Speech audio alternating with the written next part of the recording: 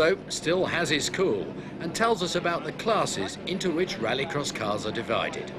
Well, it's basically in Formula A, anything goes. You're allowed, as long as the silhouette of the car stays the same and the engine is the same number of cylinders, fits in the hole, you've got a fairly free hand. We've gone the turbocharged four-wheel drive route. We've got a basic Manta 400 engine with a very large turbocharger off of one of the BMW Formula 1 cars. It then follows through into a very large intercooler which cools all the air down and forces it through the injection system into the engine, and basically the more that you turn the wick up, the quicker it goes. There's variations of this, but basically that is how a turbocharged engine works. We've then got a very sophisticated four-wheel drive system on the car, which we can alter the bias front to back, and that happens very easy from, if I can show you inside the cockpit. There's a little lever, which is just here. When you push it forward, you have 50% four-wheel drive on the front, and when you pull it back, you have 25% four-wheel drive.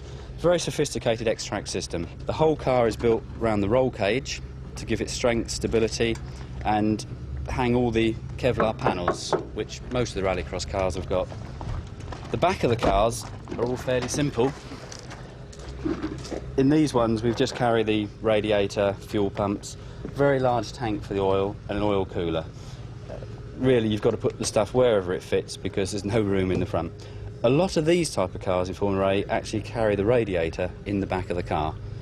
For that, you'll find there's a different weight balance, but really it's to get the balance of the car and use the room that you've got effectively. If we then carry on to one of the other cars in Formula A, then we'll show what the difference is. Well, basically, this is one of the cars which was made by the manufacturers of an original batch of 200 is what they had to make for the World Championship rallying. Very sophisticated motor cars and very, very effective.